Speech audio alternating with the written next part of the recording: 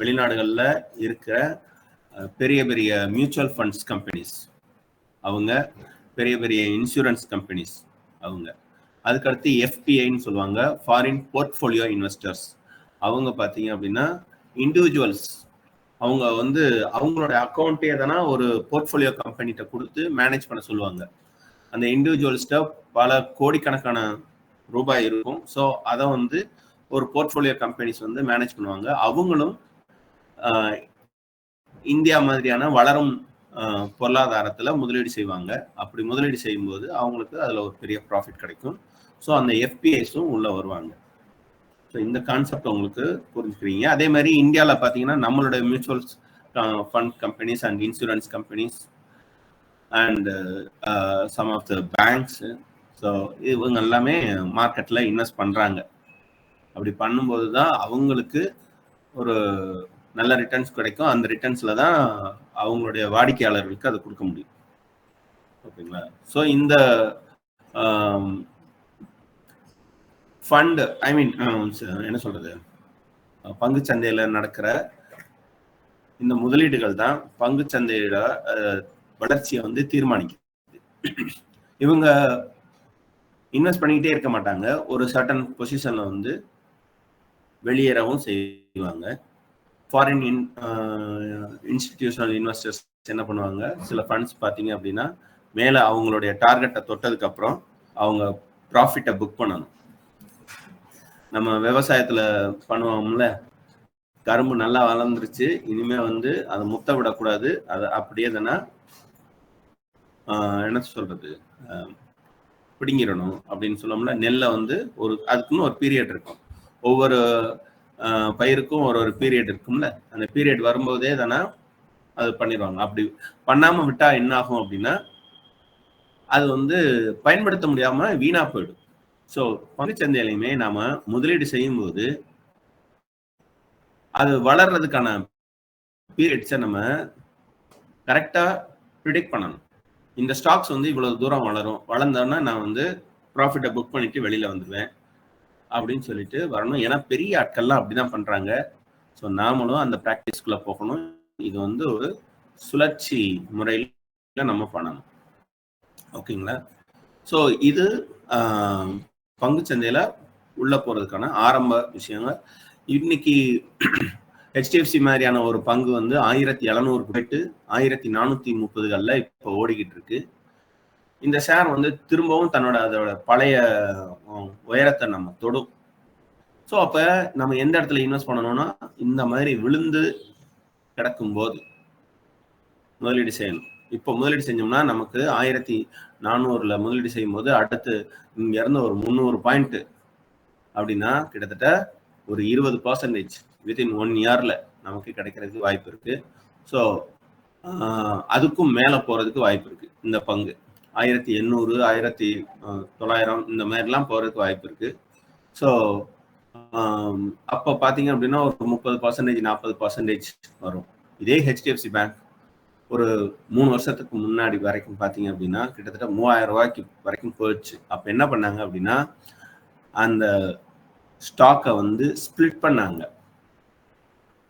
ஏன் ஸ்பிளிட், அதாவது ஒரு ஸ்டாக்கை 2ஆ ஸ்பிளிட் பண்ணாங்க.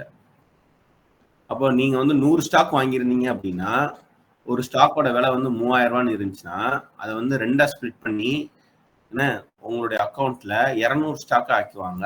பெர் ஸ்டாக்குக்கு வந்து 1500 கொண்டு வந்துருவாங்க. ஸோ அந்த மாதிரி ஸ்டாக் ஸ்பிளிட் நடக்கும். அதை வந்து ஹெச்டிஎஃப்சி இது வரைக்கும் 2 தடவை பண்ணியிருக்காங்க. அப்படின்னா என்ன அர்த்தம் அப்படின்னா அவங்க ஸ்டாக்ஸ் க்ரோத் பார்த்தீங்கன்னா இருந்துகிட்டே இருக்கு. அதே மாதிரி டிவிடெண்டும் இவங்க கொடுத்துருக்காங்க. ஸோ இந்த மாதிரியான பங்குகள்ல நீங்க முதலீடு செய்யறதுன்றது ரொம்ப நல்லது. அதுவும் ஒரு பாட்டம் லெவல்ல வந்திருக்கும் போது முதலீடு செய்யறதுன்றது நல்லது. ஸோ இந்த ஷேர்ஸ் எந்த அளவுக்கு போகும் அப்படின்னா இன்னும் ஒரு கொஞ்ச நாள்ல இது வந்து 1700 தாண்டி 2000 தாண்டி க்ரோ ஆகும். அப்படி வளரும் போது நீங்க ஒரு பாயிண்ட் வச்சுக்கோங்க, 2000 தொட்டுருச்சு, நான் இந்த இடத்துல ஒரு ப்ராஃபிட்டை புக் பண்றேன் அப்படின்னு சொல்லிட்டு புக் பண்ணிட்டு வெளியில வரவும், இந்த பக்குவம் வர்றவங்க தான் பங்கு சந்தையில நீடித்து இருப்பாங்க. மியூச்சுவல் ஃபண்ட்ஸ் கம்பெனிஸ் எல்லாம் அப்படிதான் பண்றாங்க. அதனாலதான் பங்கு சந்தையில பிளக்சுவேஷன்ஸ் அப்படின்றது இருக்கு. மியூச்சுவல் ஃபண்ட்ஸ் பாத்தீங்க அப்படின்னா முதலீடு மட்டுமே பண்ணிக்கிட்டு இருக்கிறது இல்ல, வெளியிலையும் எடுத்துக்கிட்டே இருப்பாங்க. ஏன் வெளியில எடுக்கிறாங்கன்னா 2 காரணம். ஒன்னு வந்து கஸ்டமர்ஸே தானா மியூச்சுவல் ஃபண்ட்ஸோட NAV வேல்யூ வித்துட்டு வெளியில போகும்போது அவங்களும் விற்க வேண்டியது இருக்கு ஒண்ணு. இன்னொன்னு, இவங்க ஒரு டார்கெட் வச்சிருப்பாங்க, இந்த பங்கு இந்த அளவுக்கு போகும்போது வித்துட்டு வெளியில வந்துடணும், திரும்ப வந்து இது வந்து கீழே இறங்கும். ஸோ ப்ராஃபிட்டை புக் பண்ணா அந்த புக் பண்ண ப்ராஃபிட் வந்து இவங்க அக்கௌண்ட்ல NAV வேல்யூவா மேல ஏறி இருக்கும் அப்படின்றதுனால. அது வந்து வளர வளர அறுவடை பண்ற மாதிரி. ஸோ அப்ப அறுவடை பண்ண பண்ண நமக்கு விளைச்சல் இருந்துகிட்டே இருக்கும். ஸோ அந்த மாதிரி பண்ணுவாங்க mutual funds companies. So either நம்ம அந்த மாதிரியான ஒரு நல்ல மியூச்சுவல் ஃபண்ட்ஸ் கம்பெனில நல்ல ஃபண்டில் நம்ம போகணும், அப்படி இல்லாட்டா நம்மளே தானே ட்ரேட் பண்ணி பழகணும். அப்படின்னா அந்த மியூச்சுவல் ஃபண்ட்ஸ்காரனோட அந்த ஃபண்ட் மேனேஜரோட ஐடியா, அவனோட கேரக்டர், அவனோட நிதானம், அவனோட என்ன சொல்றது ஸ்ட்ராட்டஜி, இதெல்லாமே நமக்கு தெரியணும். ஸோ அந்த வகையில இந்த பழக்கத்தை நம்ம ரெகுலரா கொண்டு வரணும். அதாவது பங்கு வாங்கி போட்டா எப்ப விற்கிறது, இங்க பல பேர் எப்ப விற்கிறாங்க அப்படின்னா திரும்ப அது வந்து கீழே இறங்கும் போது விற்கிறாங்க. பங்கை எப்ப விற்கணும், மேல ஏறிக்கிட்டே இருக்கும்போது விற்கணும். கீழே இறங்கும் போது வாங்கணும். கீழே இறங்கும் போது நல்லா இறங்க விட்டு அங்க வாங்கணும். ஆனா இங்க பல பேர் என்ன பண்ணுவாங்கன்னா மேல ஏறும் போதுதான் வாங்குவாங்க. ஆஹா இந்த ஷேர்ஸ் வந்து மேல ஏறுது, அப்ப இதுல முதலீடு பண்ணு அப்படின்னு சொல்லிட்டு இன்வெஸ்ட் பண்றது. இப்ப HDFC வந்து 1600 700ல பாத்தீங்கன்னா வாங்கி போடுறது. 700க்கு போயிட்டு திரும்ப அங்க இருந்து தொபுக்கடீர்னு விழுவான். விழுகும் போது 1500 600ன்னு வரும்போது பயந்து போய் வெளியில வர்றது. ஸோ இதனாலதான் பங்கு சந்தையில நட்டம் ஏற்படுகிறது.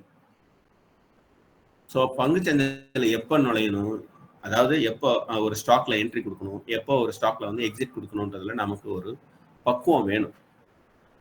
விழுந்து கிடக்கிற நல்ல ஸ்டாக்ஸை பார்த்து அதோட ஃபண்டமெண்டல்ஸ் எல்லாமே ஸ்ட்ராங்கா இருக்கான்றத பார்த்து நம்ம வாங்கணும். அதுக்கு ஒரு எக்ஸாம்பிள் தான் நான் இப்போ HDFC சொன்னேன். இது மாதிரி நிறைய ஸ்டாக்ஸ் இருக்கு. நல்லா ஏறிக்கிட்டு இருந்த ஸ்டாக்ஸ் ஏதோ ஒரு எக்கானாமிக் கண்டிஷன்ஸ்ல உலக பொருளாதார என்ன சொல்றது சுழற்சி, அந்த சைக்கிள் நடக்கும்போது கீழே விழுகும் போது வாங்கி போடுங்க. நல்ல ஸ்டாக்ஸ் பாருங்க. அவன் டிவிடெண்ட் கொடுக்குறானா, அவன் வந்து ஸ்டாக் எல்லாம் ஸ்ப்ளிட் பண்ணிருக்கானா, அவனுக்கு வந்து கன்சிஸ்டண்டா ஒரு 15-20 வருஷம் growth இருக்கா, அப்ப அதே மாதிரி குவார்டர் பை குவார்டர் நல்ல ப்ராஃபிட் கொண்டு வரானா, ஆனுவல் ரிட்டர்ன்ஸ் வந்து நல்லா இருக்கா, அவனுக்கு டெப்டே இல்லையா, இதெல்லாம் பார்த்து வாங்கணும். HDFCல நீங்க எடுத்து பார்த்தீங்கன்னா இது எல்லாமே இருக்கும். நான் சொன்னது எல்லாமே இருக்கும்.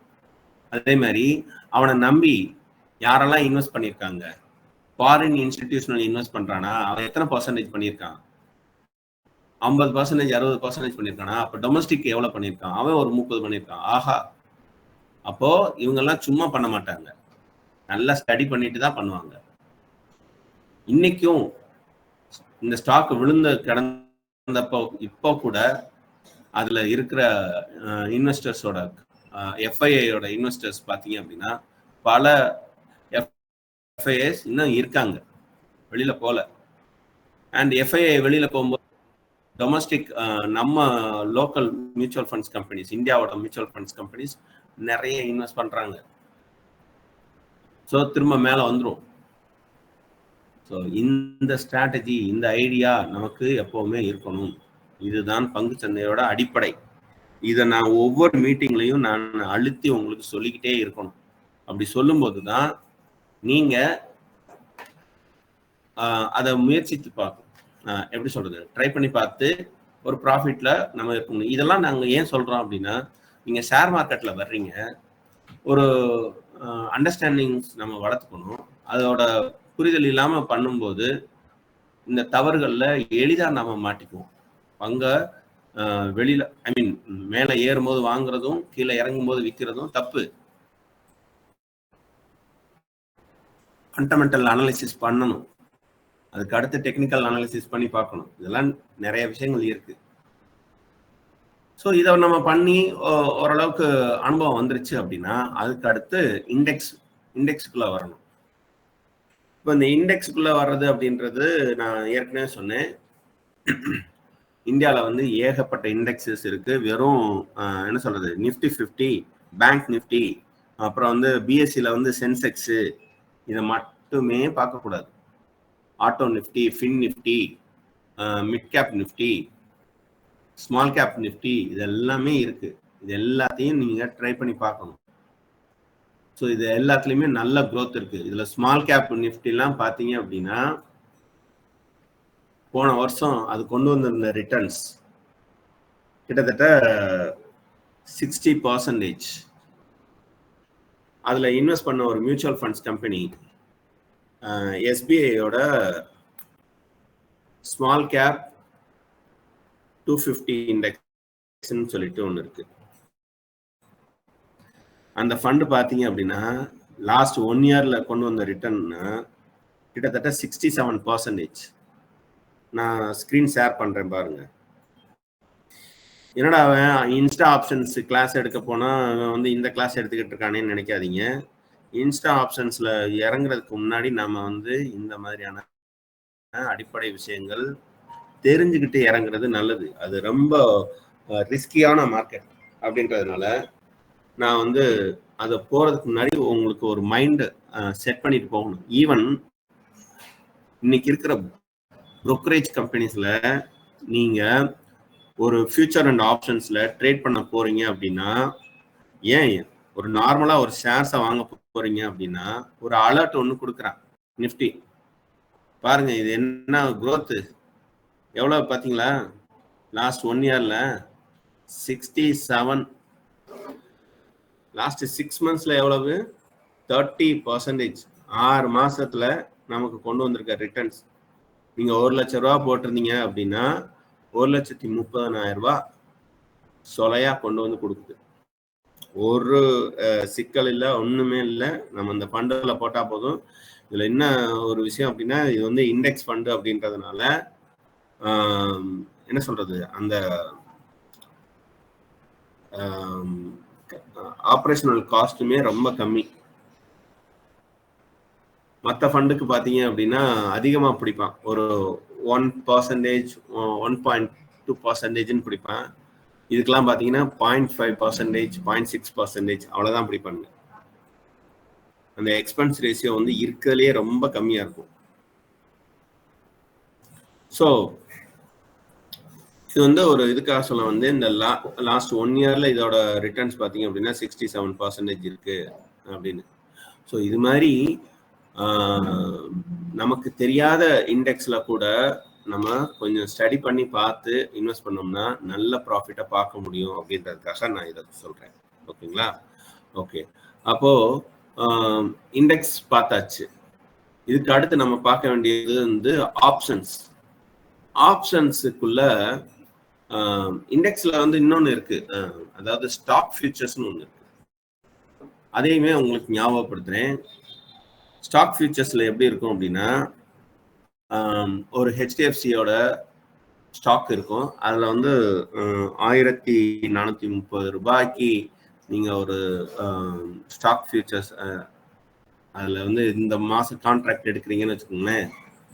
இந்த பிப்ரவரி 28ஆம் தேதி வரைக்கும் ஒரு கான்ட்ராக்ட் ஓடும், மார்ச் 30ஆம் தேதி வரைக்கும் ஒரு கான்ட்ராக்ட் ஓடும். ஸோ அந்த மார்ச் 28ஆம் தேதி வரைக்கும் இருக்கும் கான்ட்ராக்டை நம்ம சூஸ் பண்ணி ஒரு லாட் நம்ம வாங்கினோம்னா ஓகே ஓகே ஓகே நான் ஆக்சுவலாக நான் அதை காமிச்சிடுறேன் இருங்க. அதுக்கு முன்னாடி மைத்ரா வெல்த்ல லாகின் பண்ணிடுவோம்.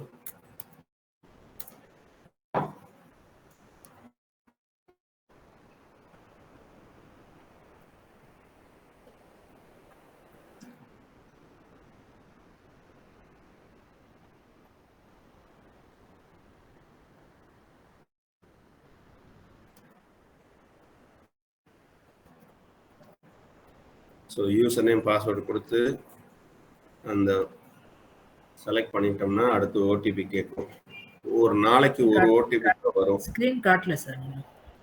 காட்டலையா? இன்னும் காட்டல.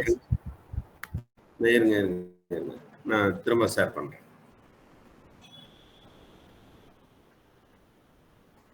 நான் என்டையர் ஸ்கிரீன் சூஸ் பண்ணிட்டேன். ஸோ இந்த தடவை உங்களுக்கு கண்டிப்பாக காட்டும். ஸோ லாகின்ல போயிட்டு லாகின் பண்ணி இந்த ஓடிபி வரைக்கும் வந்துச்சு. இந்த ஓடிபி கொடுக்குறேன், உள்ள போயிடுவோம்.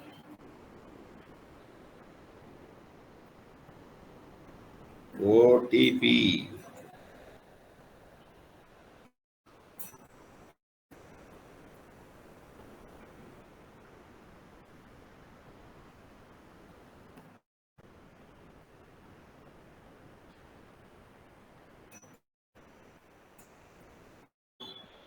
எயிட் 24.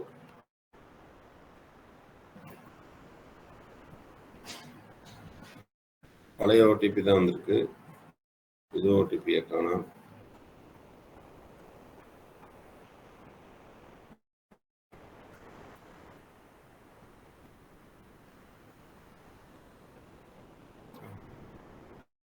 இப்போ வந்துருச்சு 1860.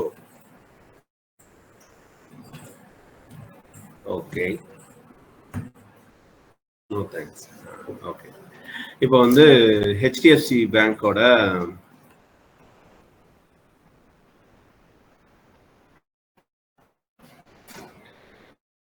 மார்ச் கான்ட்ராக்ட் பார்த்தீங்க அப்படின்னா 1440 போய்கிட்டு இருக்கு. ஆக்சுவலா இங்க ஒரு கொஸ்டின் வரும். ஹெச்டிஎஃப்சி பேங்கோட ஒரிஜினல் இப்போ ரன்னிங் ஷேர்ஸ் பார்த்தீங்கன்னா 1424 தான் போயிட்டு இருக்கு. அது ஏன் மார்ச் கான்ட்ராக்ட்ல வந்து கூட போகுது, ஏன் ஈவன் பிப்ரவரி கான்ட்ராக்ட்ல கூட ஒரு 5 பாயிண்ட் கூட போகுது அப்படின்னு கேட்கலாம். அது என்னன்னா, இது வந்து ஒரு ப்ரொஜெக்ஷன் வேல்யூ. அதாவது இந்த மந்த் எண்டுக்குள்ள இந்த கான்ட்ராக்ட் பீரியட் முடியும் போது எந்த அளவுக்கு ஏறி இருக்கும் அப்படின்றதுக்கு அதுல வந்திருக்கிற அந்த ஓப்பன் இன்ட்ரெஸ்ட்டை வச்சு இதை கால்குலேட் பண்றாங்க. ஸோ கஸ்டமர்ஸ் வாங்கும்போது இதை எப்படி வாங்குறாங்க அப்படின்னா, இந்த கான்ட்ராக்ட் இந்த பிரைஸ்ல போகும் அப்படின்னு சொல்லிட்டு என்ன சொல்றது, 439 ஒருத்தன் வாங்குவான், 39.5 ஒருத்தன் வாங்குவான். இப்படி வாங்கும்போது அதுக்கேற்ற மாதிரி கூடும். ஸோ அதுதான் இங்க. ஓகேங்களா? ஸோ கொஞ்சம் பாயிண்ட் கூட தான் இருக்கும். இப்போ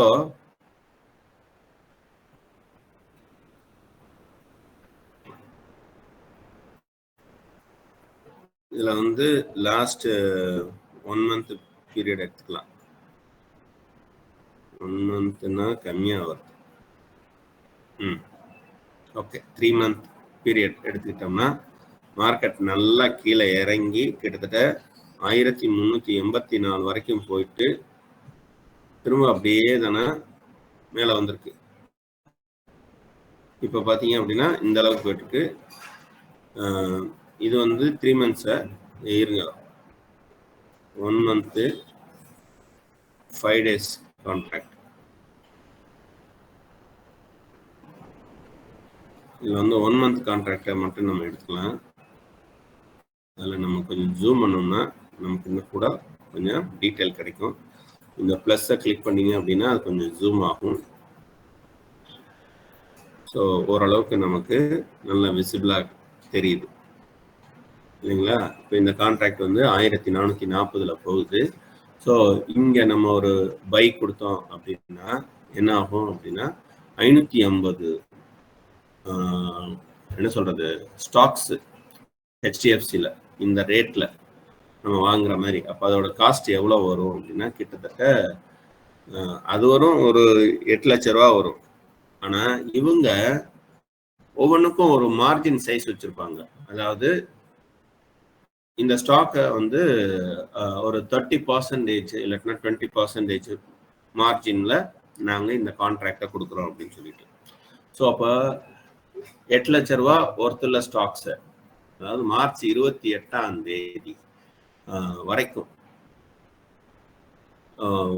8 லட்ச ரூபா ஒருத்துள்ள ஸ்டாக்ஸை நீங்கள் வந்து 1,40,000 ரூபாய்க்கு வாங்க முடியும். அப்படி வாங்கி நம்ம போட்டுட்டு இப்போ இதுல ஒரு பாயிண்ட் ஏறுச்சுன்னா இங்க வந்து 550 ரூபாய் ஏறும். ஏன்னா நம்ம 550 ஷேர்ஸ் வாங்கியிருக்கோம். ஸோ இதுல வந்து 10 பாயிண்ட் ஏறிச்சு. இப்போ 1440 இருந்து 1550க்கு வந்துச்சுன்னு வச்சுக்கோங்களேன். இங்க 10 பாயிண்ட் ஏறுச்சுன்னா 5500 ரூபாய், 20 பாயிண்ட் ஏறுச்சுன்னா 11000 ரூபாய். அப்ப அடுத்த மாசம் எவ்வளவு ஏறும்னு நினைக்கிறீங்க? எனக்கு தெரிஞ்சு இது வந்து எப்படியும் ஒரு 1500 தொடும்.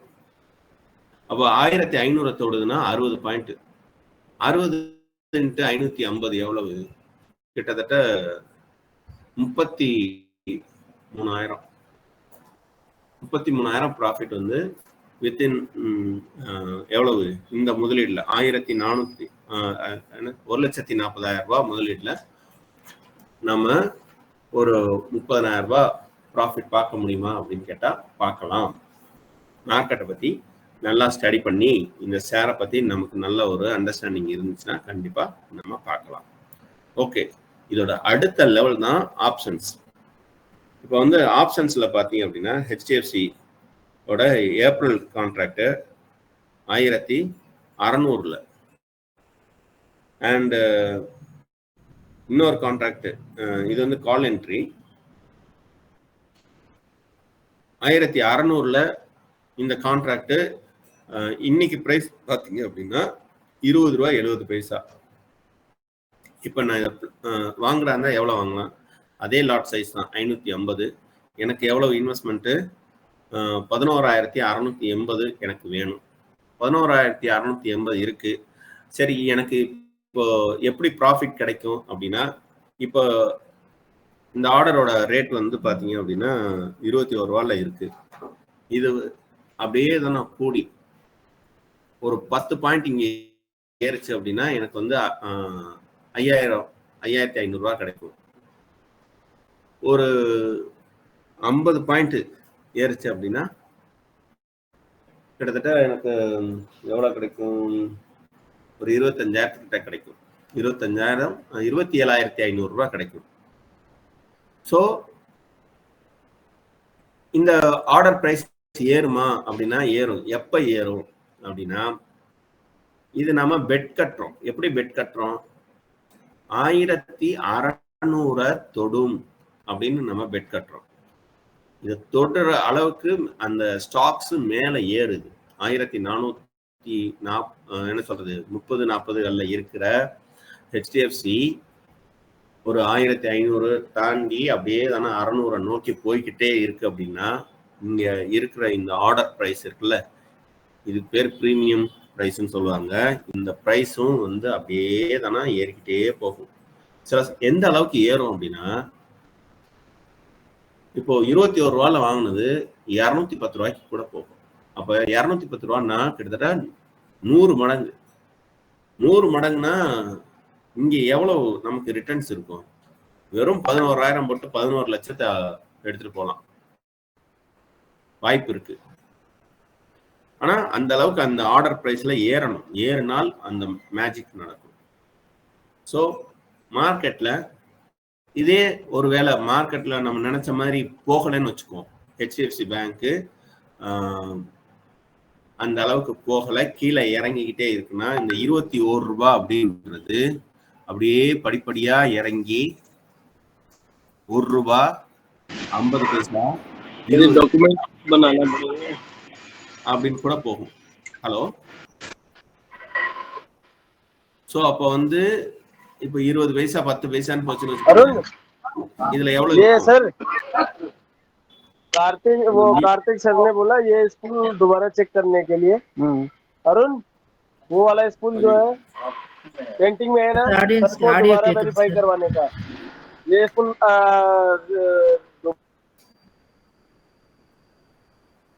சாரி, அந்த ஆடியோ வந்து மியூட் பண்ணியாச்சு, சாரிங்க.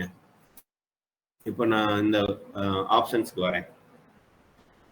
ஸோ இதில் பார்த்தீங்க அப்படின்னா, ஒருவேளை இந்த 21 ரூபான்றது நம்ம நினைச்ச மாதிரி போகல, மார்க்கெட்ல வந்து ஹெச்டிஎஃப்சி வந்து 1600 நோக்கி போறதுக்கு பதிலாக இந்த கால் என்ட்ரி அப்படின்றது இந்த ஹெச்டிஎஃப்சியோட ஷேர்ஸோட விலை அது அப்படியே தானே இன்னமும் கீழே இறங்கி 1200 கிட்ட போகுதுன்னு வச்சுக்கோங்களேன்.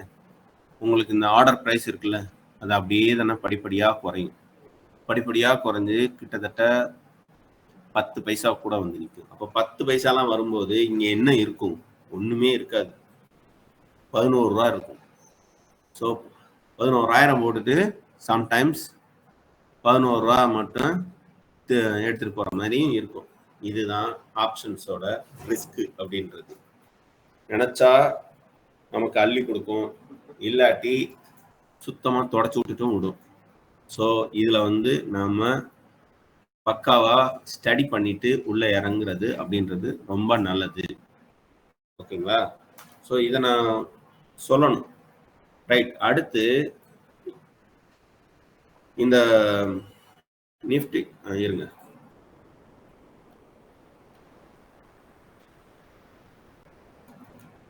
ஹெச்டிஎஃப்சி பேங்கே வர்றேன். ஹெச்டிஎஃப்சி பேங்க் ஆப்ஷன் செயின் அப்படின்னே போடுறேன். இவன்ட்ட போமா பார்க்கலாம் இவன் எப்படி டிஸ்பிளே பண்றான். ஹெச்டிஎஃப்சி பேங்கோட ஆப்ஷன் செயின் இது வந்து பிப்ரவரி மந்த் கான்ட்ராக்டு. நான் பிப்ரவரி மந்த் முடிய போகிறதுனால மார்ச் மந்த் கான்ட்ராக்டை எடுக்கிறேன். ஸோ இதில் ஸ்ட்ரைக் ப்ரைஸ்ன்றது மார்க்கெட்டோட அந்த நம்ம என்ன ப்ரைஸில் பெட் கட்டுறோம் அப்படின்றது. 1370 கட்டுறேன், இல்லை 80 கட்டுறேன், 90 கட்டுறேன், 400 கட்டுறேன், 410 கட்டுறேன், எத்தனை எல்லாம் வேணாலும் கட்டலாம். அதே மாதிரி மேலே கட்டுற மாதிரியே தானே கீழையும் கட்டலாம். இப்போ வந்து 1400 போயிட்டு இருக்குல்ல, இப்போ இதே ஆப்ஷன் செயின்ல என்ன இருக்கு?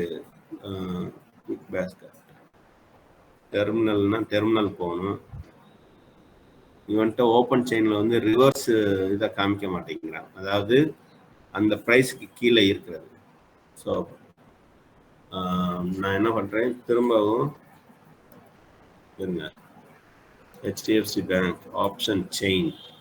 ஏன்னா இங்க வந்து நமக்கு ஒரு விஷயம் தெளிவா தெரியணும், என்னன்னா ஆப்ஷன் செயின்ஸ்ல இருக்கிற அந்த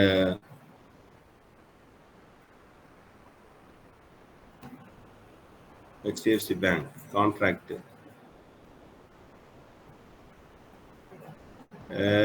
என்னடா பண்றீங்க? Call option, put option.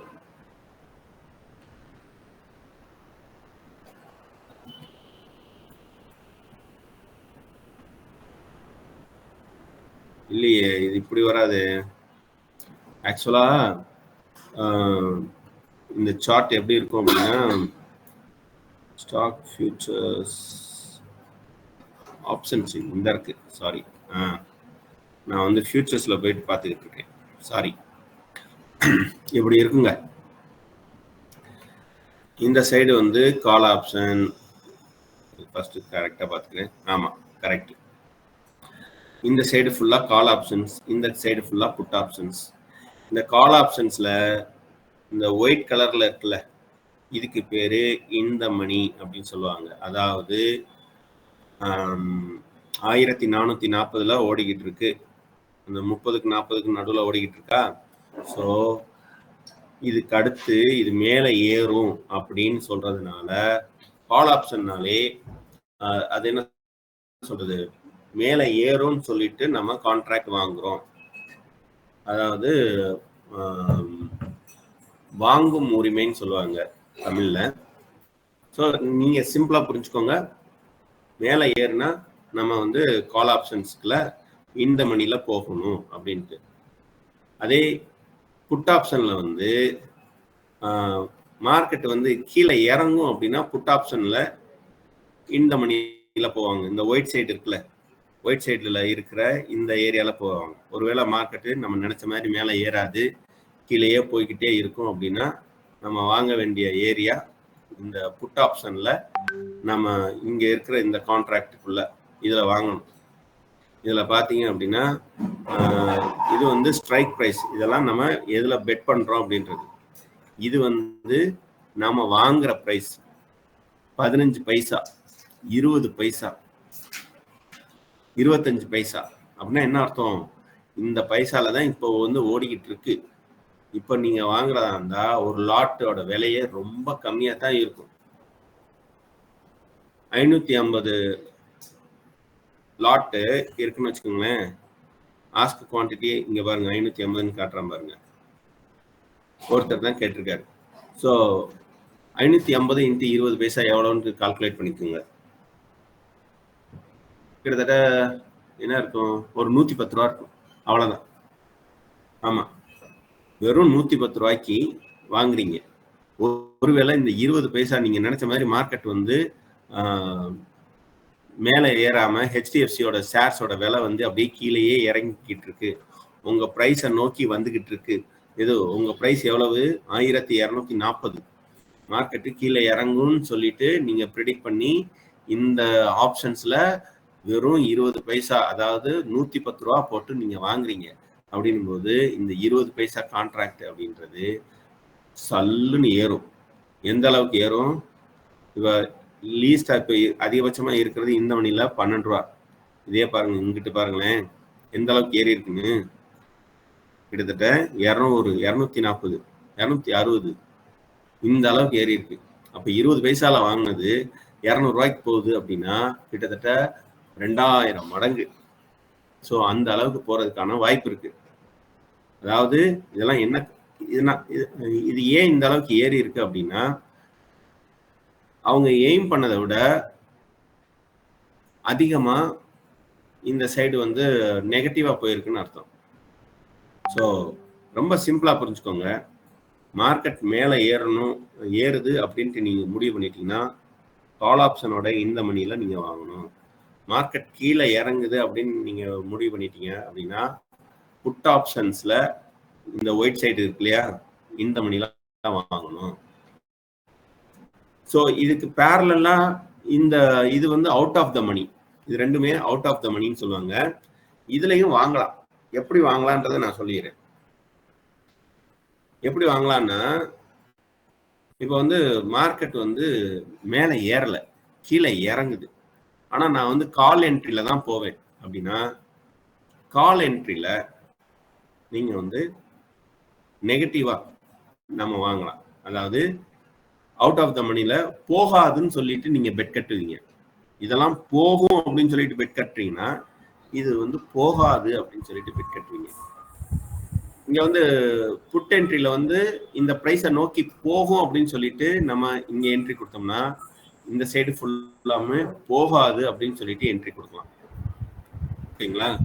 So இதுதான் கான்செப்ட்.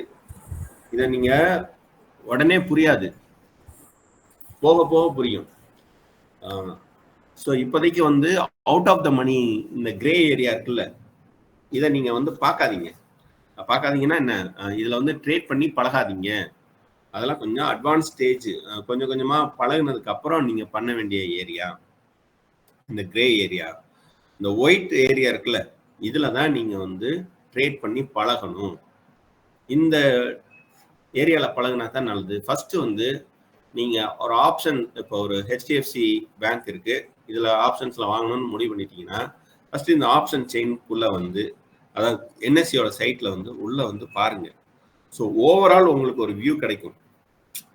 எதுல எவ்வளவு இருக்கு, எத்தனை பேர் இருக்காங்க அப்படின்றது தெரியும்.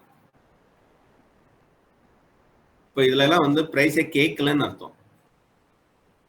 இந்த எம்டிஆர் இருக்கு இல்லையா, அந்த இதுல எல்லாமே பார்த்தீங்கன்னா யாரும் வந்து பிரைஸே கேட்கல, அதனால வந்து எம்டிஆர் இருக்கு. கேட்டாங்கன்னா ஏறும். ஓகேங்களா? இதுல வந்து ஓப்பன் இன்ட்ரெஸ்ட்னு ஒன்று இருக்கும். இந்த ஓப்பன் இன்ட்ரெஸ்ட்னா என்ன, இந்த பாருங்களேன், சேஞ்ச் இன் ஓஐ அப்படின்னு போட்டிருக்காங்கல்ல, இங்க இருக்கு பாருங்க ஓஐ அப்படின்றது. ஓப்பன் இன்ட்ரெஸ்ட் அப்படின்னா என்னன்னா இந்த மார்க், அதாவது எண்ட் ஆஃப் த டே இதுல எத்தனை கான்ட்ராக்ட் வாங்குறதுக்கோ விற்கிறதுக்கோ ரெடியா இருக்கு அப்படின்றது தான். இந்த ஓப்பன் இன்ட்ரெஸ்ட் ஏன் பார்க்கணும் அப்படின்னா, ஓப்பன் இன்ட்ரெஸ்ட்டை பார்த்துட்டு இறங்கும்போது உங்களுக்கு அந்த ஸ்ட்ரைக் ப்ரைஸோட ரேட் இருக்குல்ல, அது வந்து குவிக்கா ஏறுறதுக்கும் இறங்குறதுக்கும் வாய்ப்பு இருக்கு. இப்போ இந்த இதுல வந்து பாத்தீங்க அப்படின்னா ஓப்பன் இன்ட்ரெஸ்ட்ல கிட்டத்தட்ட 3000 கான்ட்ராக்ட் இருக்கு. ஸோ அப்ப இது வந்து வேகமா மூவ் ஆகும். ஸோ உங்களுக்கு 90 பைசான்றது டக்குன்னு ₹1, ₹2, ₹3 அப்படின்றது வர்றதுக்கான ப்ராபபிலிட்டி கூடிக்கிட்டே போகும். இதுதான் open interest. So total number of contracts at end of the day, அந்த கான்ட்ராக்ட்ல எவ்வளவு வெயிட் பண்றாங்க அப்படின்றது தான் ஓப்பன் இன்ட்ரெஸ்ட். ஸோ இதை கொஞ்சம் ஞாபகம் வச்சுக்கோங்க. ஓகேவா? ஸோ இப்போ நம்ம என்ன பண்றோம், ஆப்ஷன்ஸ் ட்ரேடிங்குள்ள, ஐ மீன் இன்ஸ்டா ஆப்ஷன்ஸ்குள்ள நம்ம போவோம். இப்போ இன்ஸ்டா ஆப்ஷன்ஸை இப்படி நம்ம கிளிக் பண்றேன். கிளிக் பண்ணோன்னே அவன் வந்து இன்ஸ்டா ஆப்ஷன்ஸ்க்குன்ட்டு இருக்கிற அந்த சைட்டுக்குள்ள தான் போவான். ஓகேங்களா? அந்த சைட்ல மைத்ரா வெல்த் இருக்குல்ல, அதை நம்ம கிளிக் பண்ணணும். நமக்கு அதுல தான் அக்கௌண்ட் இருக்கு. ஸோ அப்போ அதில் நம்ம கிளிக் பண்ணிட்டோம் அப்படின்னா அவன் வந்து இந்த லாகின் வயா மைத்ரா வெல்த் அப்படின்னு கொடுப்பான். இப்போ லாகின் நம்ம கொடுக்கணும். இதில் வந்து என்னோட இது என்னன்னா MD0109 இதுதான் என்னோட இது. இதை நான் கிளிக் பண்றேன். இப்போ இங்க பாத்தீங்க அப்படின்னா ஏபிஐ சீக்ரெட் அப்படின்னு ஒன்று கேட்குறான். இந்த ஏபிஐ சீக்ரெட்டை வந்து இவங்க ஏற்கனவே எனக்கு அனுப்பிச்சிருக்காங்க. ஸோ அந்த ஏபிஐ சீக்ரெட்டை நான் வந்து மெயிலில் அனுப்பிச்சிருக்காங்களா, அதை நான் காப்பி பண்றேன். காப்பி பண்ணி இதில் நான் போடுறேன்.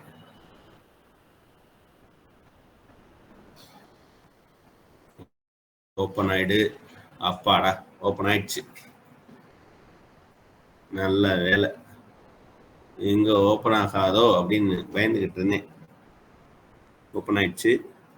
ஸோ இப்போ நம்ம உள்ள வந்துட்டோம். இதுல வந்து இந்த மேல பாத்தீங்கன்னா லைவ் அண்ட் ஹிஸ்டாரிக்கல்னு காமிக்குது. அப்படின்னா என்னன்னா, இப்போ மார்க்கெட் வந்து ரன் ஆகிக்கிட்டு இருக்கு. அதனால கரண்ட் ஸ்டேட்டஸை அப்படியே தானே அப்டேட் பண்ணிக்கிட்டே இருப்பான். செகண்ட் பை செகண்ட்ஸ் வந்து இதை வந்து அப்டேட் பண்ணிக்கிட்டே இருப்பான். ஒருவேளை நீங்க ஒரு 345க்கு மேல இன்ஸ்டா ஆப்ஷன்ஸ்குள்ள போக முடியுமான்னு கேட்டா போகலாம். உங்களுடைய ஸ்ட்ராட்டஜியை டிசைன் பண்ண முடியுமான்னு கேட்டா டிசைன் பண்ணலாம். அப்படி பண்றத அப்ப வந்து பாத்தீங்கன்னா இது வந்து ஹிஸ்டாரிக்கல் அப்படின்னு மாறி இருக்கும். அன்னைக்கு டேட்டாவை அவன் வந்து லிஸ்ட் அப் பண்ணியிருப்பான். ஓகேங்களா? ஸோ இது வரைக்கும் உங்களுக்கு புரிஞ்சிருக்கும். இப்போ பார்த்தீங்க அப்படின்னா இங்க ஆப்ஷன் செயின்ல வந்து நிறைய அவன் கொடுத்துருக்கான். Nifty, bank Nifty, fin Nifty, mid cap Nifty அப்படின்னு. ஸோ இது மட்டும் இருக்கா, இல்லை இன்னும் வேற எதுவும் சேர்த்துக்கலாமா அப்படின்னா தாராளமாக சேர்த்துக்கலாம். இப்போ சேர்த்துக்கிறதுக்கு நான் இங்கே ஒரு இது போடுறேன். என்ன சொல்றது, நிஃப்டி ஆட்டோ இருக்கான்னு பார்க்குறேன். ஆட்டோ நிஃப்டி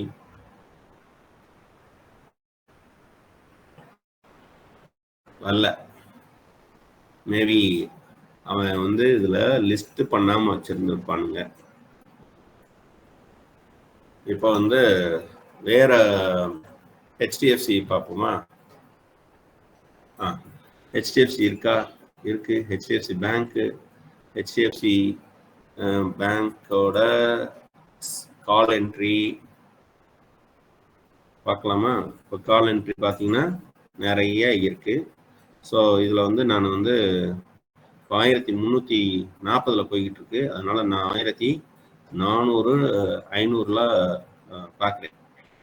ஸோ இதை எடுத்துக்கிறேன். ஸோ இதை வந்து இந்த ஆட் டு வாட்ச் லிஸ்ட்ல சேர்த்துக்கிறேன். 1470, 80, 90, 1500 இப்படி சேர்க்கிறேன். சேர்த்துட்டா என்ன ஆகும், எனக்கு அதுல வந்து நிற்கும். இதே ஹெச்டிஎஃப்சி பேங்க்ல, ஏன்னா ஹெச்டிஎஃப்சி பேங்க் இப்போ நல்லா ஒரு வொலட்டாலிட்டியில ஓடிக்கிட்டு இருக்கு. அதனால 1430 ஓடிக்கிட்டு இருக்குல்ல. ஸோ அப்போ வந்து 1300 ஃபர்ஸ்ட் பிஇக்கு போய்க்கும். பிஇன்னு டைப் பண்ணா பிஇ என்ட்ரியில இருக்கிற அத்தனையுமே வரும். அதுல நம்மளே தானே கீழே போய் 1000 புட் என்ட்ரியில 1240 250 260 270 இதெல்லாம் நான் சேர்த்துக்கிறேன். ஓகே, ரெண்டுமே கீழே விழுது அப்படின்னா ரெண்டு சைடுமே வந்து ஒரு குழப்பத்துல தான் இருக்காங்க. மார்க்கெட் லாஸ்ட் 1 வீக்காவுமே ஹெச்டிஎஃப்சி எப்படி போயிட்டு இருக்கு அப்படின்னா ஒரு மாதிரி சைட்வே ட்ரெண்ட்ல இருக்கு. ஸோ ரெண்டு சைடுமே ஒரு பயம் இருக்கு. மேலையும் பயப்படுறாங்க, கீழையும் பயப்படுறாங்க. மேல வந்து ரேட்டு பாத்தீங்க அப்படின்னா 1470க்கு போகும்னு சொல்லிட்டு 4 ரூபால இருக்கு கால் என்ட்ரி. அது பாத்தீங்கன்னா விழுந்துகிட்டே இருக்கு. ஸோ இப்போ இந்த ஸ்கிரீன் உங்களுக்கு தெரியுது இல்லையா? ஸோ இதுல வந்து அனலைஸ் அப்படின்னு கொடுப்போம். கொடுத்துருமா? இங்க அனலைஸ்ன்னு கொடுத்தோன்னே இங்க இவன் ஒரு சார்ட் கொண்டு வரான்ல, இந்த சார்ட் இருக்குல்ல, இதுக்கு கீழே பார்த்தீங்க அப்படின்னா இதை நம்ம மூவ் பண்ணிக்கலாம்.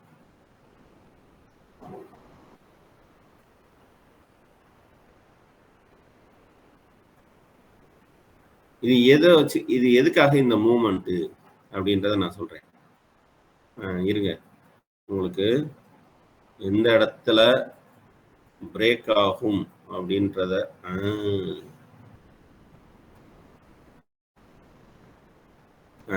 இப்படி வச்சுக்கோ. இது வந்து டுடே ப்ராஃபிட், இன்னைக்கு மார்க்கெட்டு நிலவரத்தை வச்சு ஒரு ரன் ரேட்டு ஓடுது. எக்ஸ்பைரி டே ப்ராஃபிட், இந்த கான்ட்ராக்ட் 29ஆம் தேதி எக்ஸ்பைர் ஆகுது. அன்னைக்கு இதோட இது என்ன சொல்றது, அதோட ரன் ரேட்டுக்கு ஏற்ற மாதிரி போகுது. இது ரெண்டும் வந்து கிட்டத்தட்ட ஒரே இடத்துல தான் க்ளோஸ் ஆகுது. ஸோ இப்போ மார்க்கெட் வந்து எக்ஸ்பெக்டேஷன்ஸ் என்ன அப்படின்னா இது வந்து பாசிட்டிவ்ல போறதுக்கு, அதாவது மேலே வர்றதுக்கான ப்ராபபிலிட்டி இருக்கு அப்படின்ட்டு நம்ம புரிஞ்சுக்கலாம். ஏன்னா இப்போ நம்ம கிரிக்கெட்ல ரன் ரேட் பார்ப்போம், உங்களுக்கு பார்த்துருப்பீங்க. 5 ரன் ரேட்ல ஓடிக்கிட்டு இருந்தா எவ்வளவு, 6 ரன் ரேட்ல இல்லாட்டினா கரண்ட் ரன் ரேட்ல ஓடிக்கிட்டு இருந்தா எவ்வளவு அப்படின்னு பார்ப்போம்ல. ஸோ அது மாதிரி தான் இதுவும் சிம்பிளா புரிஞ்சுக்கிட்டா.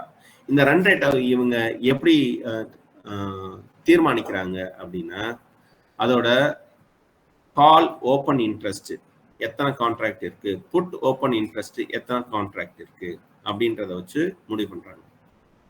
நான் சொல்லியிருக்கேன், ஓப்பன் இன்ட்ரெஸ்ட் அப்படின்னா total number of contracts in particular option. இந்த ஆப்ஷன்ஸ்ல கிட்டத்தட்ட 11.19 லட்சம் கான்ட்ராக்ட் வந்து ஓப்பன்ல, ஐ மீன் வெயிட் பண்றாங்க. நேற்று முடிஞ்சப்ப இருந்த அந்த இன்ட்ரெஸ்ட், இந்த ஓப்பன் இன்ட்ரெஸ்ட்ன்றது ரன்னிங்ல இப்ப இருக்கிற நம்பர், டோட்டல் நம்பர் கிடையாது. மார்க்கெட் நேற்று முடிஞ்சிச்சு இல்லையா? ஸோ அந்த முடிஞ்சதுல இருந்து எடுத்துப்பாங்க.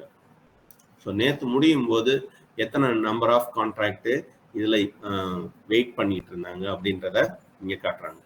அதே மாதிரி புட் என்ட்ரி, புட்ல பாத்தீங்க அப்படின்னா கிட்டத்தட்ட 1.49 அப்படின்னு இருக்கு. ஸோ எதுல அதிகமா இருக்கு? கால் என்ட்ரியில தான் அதிகமா இருக்கு. அப்படின்னா மக்களோட சென்டிமெண்ட் என்ன சொல்லுது? மக்களோட சென்டிமெண்ட் கால் என்ட்ரியில மேல போகும் அப்படின்னு சொல்லுது. கீழே விழுகுன்றதுக்கு எத்தனை பேர் பெட் கட்டி இருக்காங்க? 1.49 லட்சம். மேல போகும்னு எத்தனை பேர் பெட் கட்டியிருக்காங்க? 11 லட்சம் பேரு. ஸோ இதுதான். இதுக்காக இதுல இன்னொரு விஷயம் ஒண்ணு இருக்குங்க. இந்த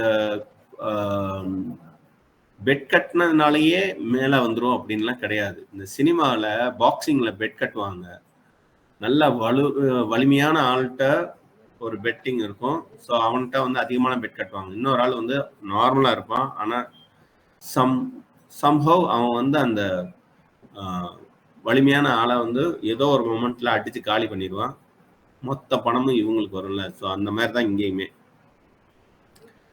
சம்டைம்ஸ் இந்த 11 லட்சம் பேருக்கு ஏத்த மாதிரியான ரிசல்ட் வராம இந்த புட் என்ட்ரியில் வெயிட் பண்றாங்கல்ல, அவங்களுக்கு ஏற்ற மாதிரி ரிசல்ட் வர்றதுக்கு வாய்ப்பு இருக்கு. ஏன்னா இது வந்து பெட்டிங் தான். இவங்க வந்து மார்க்கெட்டோட ப்ரைஸை ஏற்ற முடியாது, இறக்க முடியாது. யார் ஏற்றுவா இறக்குவா அப்படின்னா டைரக்டா மார்க்கெட்ல ஷேர்ஸை வாங்குறவங்க, இன்வெஸ்ட் பண்றவங்களும், அதே மாதிரி ஃபியூச்சர் கான்ட்ராக்ட்ல மார்க்கெட்ல லாங் டேர்மா இன்வெஸ்ட் பண்ணியிருப்பாங்களா, அந்த கான்ட்ராக்ட் முடிகிற வரைக்கும் அவங்களும் தான் முடிவு பண்றது.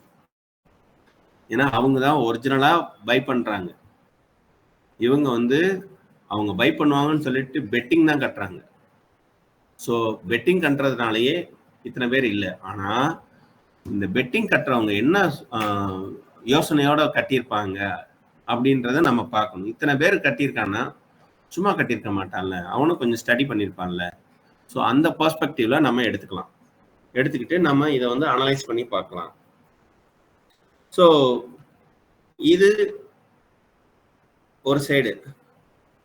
இப்போ இவன் வந்து அனலைஸ் பண்றதுக்கு வேற என்னெல்லாம் ஆப்பர்ச்சுனிட்டிஸ் கொடுக்குறான்னு பாருங்க.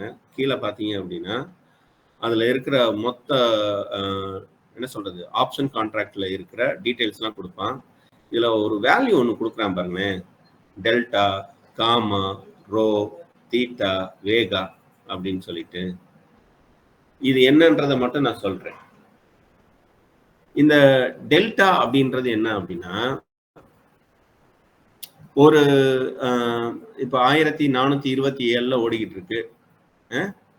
இந்த 1427 இருந்து 1428க்கு மூவ் ஆகும்போது ஆப்ஷன்ஸ்ல 21 ரூபால இருந்துச்சுல்ல, அந்த 21 ரூபால இருந்து 21 ரூபா 50 பைசால இருந்துச்சு இல்லையா, அந்த 21 ரூபா 50 பைசால இருந்து எத்தனை பைசா இன்க்ரீஸ் ஆயிருக்கு. இங்க ஒரு பாயிண்ட் ஏறும்போது ஆப்ஷன்ஸ்ல எத்தனை பாயிண்ட் ஏறுது அப்படின்றது தான் இந்த டெல்டா. புரியுதுங்களா?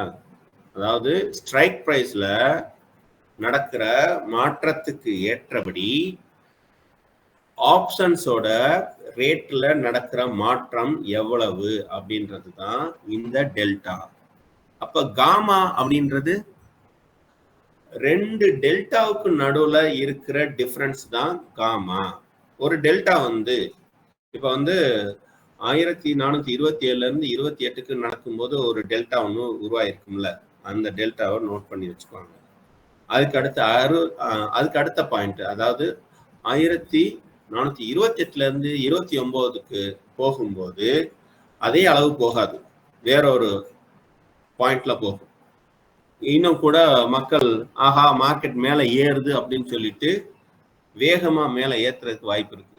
ஸோ அந்த ரெண்டு டெல்டாவுக்கும் நடுவுல இருக்கிற டிஃபரன்ஸ் தான் காமா அப்படின்னு. ஸோ இந்த ரோ, தீட்டா, வேகா எல்லாமே இந்த டெல்டாவும் காமாவையும் வச்சு இருக்கிற டிஃபரன்ஸை வச்சு தான் பண்றாங்க. இதனால நமக்கு என்ன தெரியுது, இதுல வந்து நம்ம எதை எடுத்துக்கலாம், எதை வந்து எடுத்துக்க வேண்டாம் அப்படின்றத மட்டும் நான் சொல்றேன். டெல்டாவை எடுத்துக்கோங்க, அப்புறம் வந்து காமாவை எடுத்துக்கோங்க. மற்றதெல்லாம் வந்து பெரிய இம்பாக்ட் இருக்காது. ஏன்னா ரொம்ப உள்ள போகும்போது மைன்யூட்டான ஒரு டிஃபரன்ஸ்ல வந்து நமக்கு அந்த என்ன சொல்றது நம்மளால அதை வந்து ப்ரெடிக்ட் பண்ண முடியாது. ஸோ டெல்டாவை எடுத்துக்கிட்டோம்னா இப்போ 0.21 அப்படின்றது பாசிட்டிவ்ல இருக்கு அப்படின்னா என்ன அர்த்தம், இந்த டெல்டா மேலதான் போய்கிட்டு இருக்கு. அதாவது மார்க்கெட்டோட அந்த பிரைஸ் டிஃபரன்ஸ் வந்து பாசிட்டிவ்ல இருக்கிறதுனால இங்கேயும் டெல்டால வந்து பாசிட்டிவா இருக்கு. இதே டெல்டா வந்து இந்த 0.21ன்றது 8ல இருக்கு அப்படின்னு வச்சுக்கோ, இல்லாட்டினா 1ல இருக்குன்னு வச்சுக்கோங்களேன். அதோட அர்த்தம் என்ன அப்படின்னா ரொம்ப வேகமா இன்வெஸ்ட்மெண்ட் பண்ண போறாங்க. அந்த ஆப்ஷன்ஸோட ரேட் இருக்குல்ல, அது ரொம்ப வேகமா ஏறப்போகுதுன்னு அர்த்தம். இப்போ 1428ல இருந்து 29க்கு 1 பாயிண்ட் ஏறும் போதே இங்க வந்து ₹1 ஏறுச்சு, 21 ரூபான்றது 22 ரூபாயா ஏறுச்சு அப்படின்னா அது சூப்பர். அப்போ நம்மளோட ஆப்ஷன்ஸோட என்ன சொல்றது, ரேட் வந்து ரொம்ப வேகமா ஏறிடும் அப்படின்னு அர்த்தம். அப்போ நம்ம இந்த டெல்டாவை பார்த்துட்டு இந்த டெல்டால வந்து 0.21க்கு பதிலாக 0.8 இல்லாட்டினா 1, 1.5 இந்த மாதிரி இருந்துச்சுன்னா தாராளமா அந்த ஆப்ஷன்ஸ்ல போகலாம். போனா குயிக்கா நம்ம வந்து ஒரு ப்ராஃபிட்டை பார்த்துடலாம். சில சமயம் பார்த்தீங்க அப்படின்னா டெல்டா 2க்குலாம் போகும். ஏன் 2க்குலாம் போகுது அப்படின்னா ஒரு நம்பிக்கை தான். இதுல 1 பாயிண்ட் ஏறிடுச்சு அப்படின்னா அங்கிட்டு ஆஹா மார்க்கெட்ல செமையா ஏறப்போகுது அப்படின்னு சொல்லிட்டு நிறைய பேர் வந்து ஆப்ஷன்ஸ்ல வந்து பெட் கட்டுவாங்க. ஸோ பெட்டிங்ஸ் ஜாஸ்தி ஆகும்போது இங்க வந்து டெல்டாவோட வேல்யூ பார்த்தீங்கன்னா ₹2 ஏறும். அப்போ ஹெச்டிஎஃப்சியில் ஒரு அந்த 1429ல இருந்து 39 போறதுக்குள்ள உங்களுக்கு வந்து இங்க பாத்தீங்க அப்படின்னா 20 பாயிண்ட் ஏறிடும். அப்போ டக்குன்னு ஒரு 20 மடங்கு ப்ராஃபிட் சல்லுன்னு நீங்க 20ன்ற இப்போ 20 ரூபால வாங்கியிருக்கிறது 40 ரூபாய்க்கு டப்புன்னு மேல வந்துடும்ல, 10 பாயிண்ட்லயே தானே. ஸோ அப்போ நீங்க போட்ட காசை குயிக்கா எடுத்துடலாம் இந்த டெல்டாவோட வேல்யூஸை வச்சு பார்த்து நீங்க இன்வெஸ்ட் பண்ணீங்க அப்படின்னா. ஸோ இதுதான் இந்த டெல்டா காமா அந்த இதை புரிஞ்சுக்கோங்க. இதுல வந்து காமாவோட இது பார்த்தீங்க அப்படின்னா 0.1 அது கொஞ்சம் கூட இருக்கணும். அதாவது 0.00 இருக்குல்ல, இந்த ஒரு 0 குறைஞ்சிச்சுன்னு வச்சுக்கோங்களேன், அது நல்லது. ஸோ வேகமா ஏறுதுன்னு அர்த்தம். ஓகே, இப்போ இங்க வாங்க. இப்போ வந்து மார்க்கெட் வந்து இப்போ என்ன ஸ்டாண்டர்ட்ல இருக்கு அப்படின்றத இவங்க வந்து ஒரு ப்ரிடிக்ஷன் போட்டு காமிக்கிறாங்க. என்ன காமிக்கிறாங்க அப்படின்னா மார்க்கெட் வந்து புல்லிஷும் இல்லை பியரிஷும் இல்லை, நியூட்ரல்ல இருக்கு. இது எப்படியான மார்க்கெட்ல இருக்கு அப்படின்னா ஷார்ட் ஸ்ட்ராங்கிள் அப்படின்ற அந்த சார்ட் மாடல்ல இப்ப போய்கிட்டு இருக்கு. ஸோ அப்போ வந்து நம்ம இந்த இடத்துல இன்வெஸ்ட் பண்ணலாமா அப்படின்னா இல்லை. இந்த இன்ஸ்டா ஆப்ஷன்ஸ் என்ன சொல்லுது அப்படின்னா இல்லை, நீ வந்து இது வந்து நீ என்ட்ரி கொடுக்க வேண்டிய இடம் கிடையாது அப்படிங்குது. அப்போ எங்க நம்ம என்ட்ரி கொடுக்கலாம்? நம்ம வாங்கினது வந்து கால் என்ட்ரி இல்லையா? ஸோ மார்க்கெட் வந்து புல்லிஷ் ஆகிருந்துச்சுன்னா அப்போ போகலாம். பை டிஃபால்ட் அவன் எதை காட்டுறான் அப்படின்னா இந்த இதை தான் காட்டுறான். அவன் காட்டணும். ஸோ அவன் வந்து பை டிஃபால்ட்டா எதை சூஸ் பண்றான் அப்படின்றத வச்சு இப்போ மார்க்கெட் எந்த இடத்துல இருக்கு அப்படின்றத நம்ம முடிக்கலாம். ஓகேங்களா? ஒருவேளை நீங்க இப்படி ஒன்று எடுத்துக்கலாம். ஒருவேளை மார்க்கெட் வந்து இந்த ஸ்ட்ராட்டஜிஸ்க்கு வருதுன்னு வச்சுக்கோங்களேன்,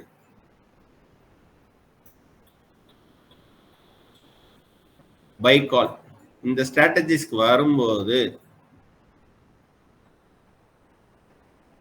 பிளேஸ் ஆல் ஆர்டர்ஸ் அப்படின்னு கிளிக் பண்ணா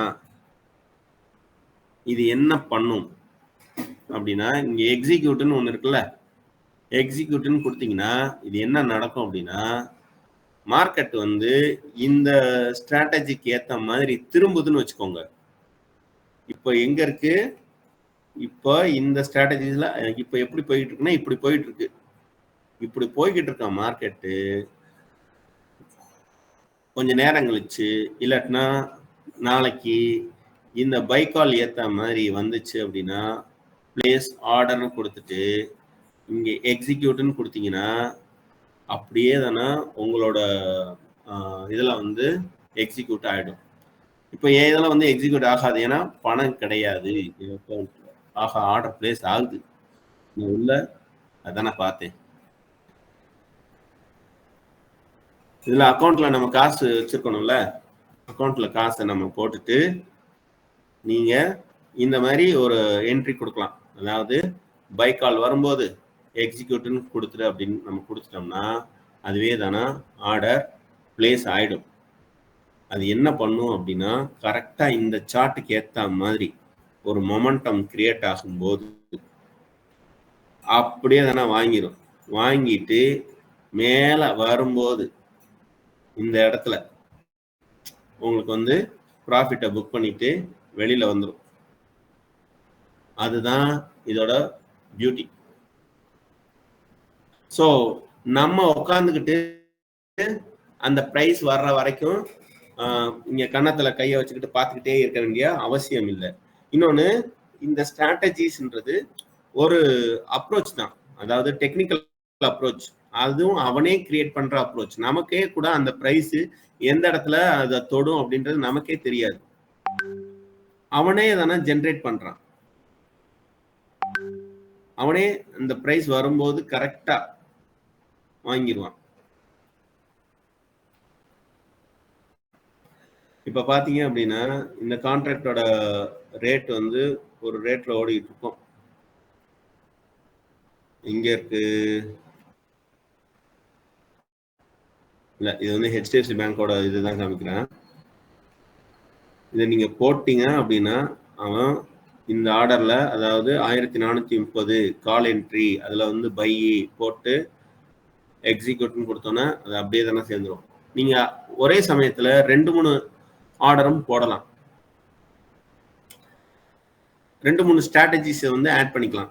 for example add to basket அப்படின்னு சொல்லிட்டு ஒரு இந்த பேஸ்கட்ல இப்போ வந்து ஆர்டர் வந்து எக்ஸிக்யூட் ஆகாது.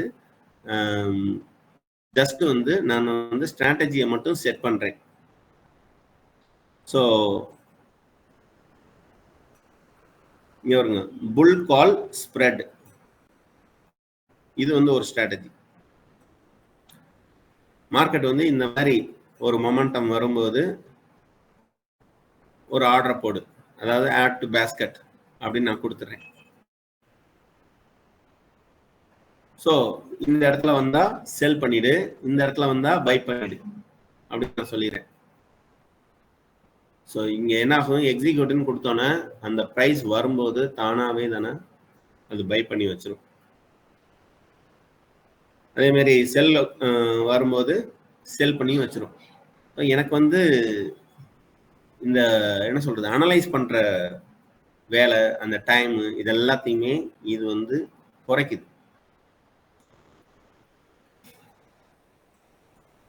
இப்போ இது என்ன அப்படின்னு சொன்னா 2 டிஃப்ரெண்ட் பிரைசிங், அதாவது 1430 கால் என்ட்ரி, 1480 கால் என்ட்ரி.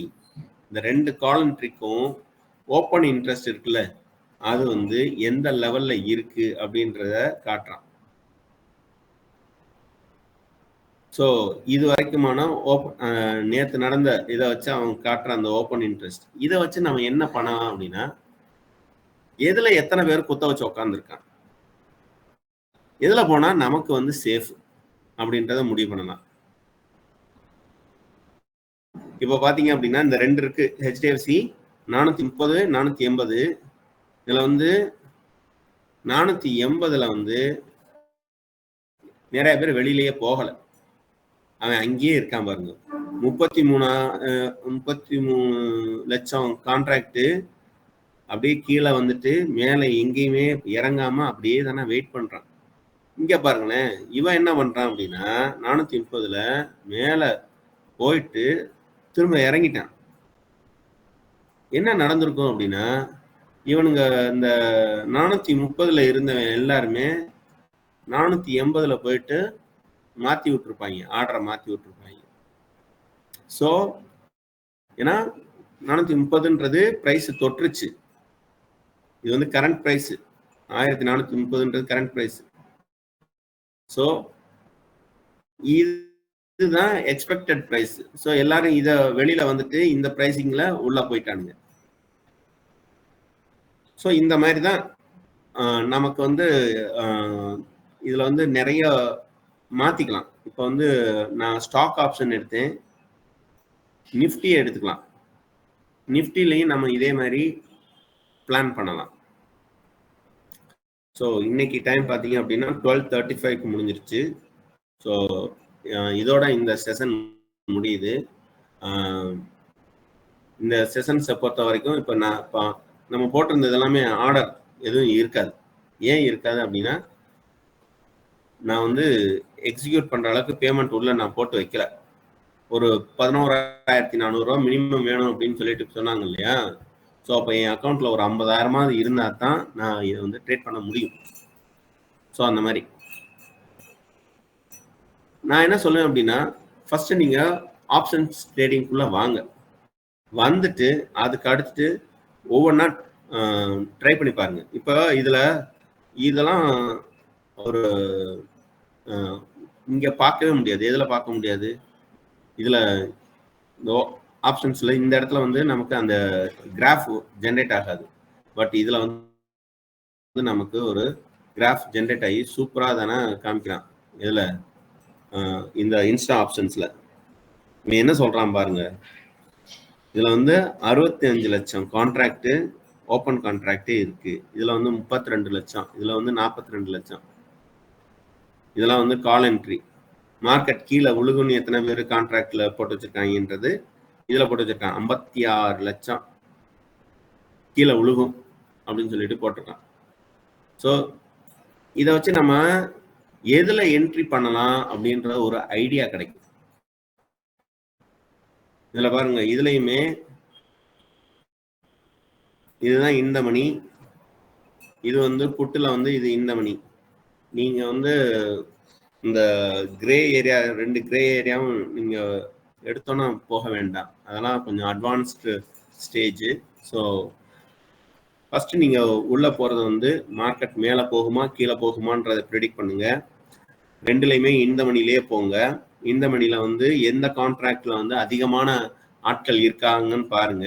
அதுல போறதுன்றது கொஞ்சம் உங்களுக்கு சேஃபு. ஒருவேளை உங்களுக்கு அமௌண்ட் ரொம்ப கம்மியா இருந்துச்சு அப்படின்னா இந்த மாதிரி கொஞ்சம் தள்ளி எடுங்க. ஈவன் உங்களுக்கு நல்ல ப்ரைஸிங்கும் கம்மியா கிடைக்கும். இப்போ இதோட ரேட் பார்த்தீங்க அப்படின்னா 21 ரூபா தான்.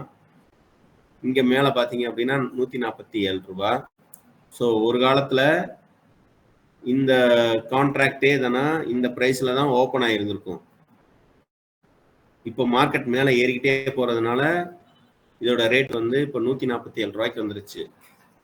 ஸோ இதுல நம்ம எவ்வளவு இன்வெஸ்ட் பண்றோமோ அதை விட பல மடங்குல நமக்கு ரிட்டர்ன்ஸ் கிடைக்கும். அதுதான் இங்க விஷயமே. ஸோ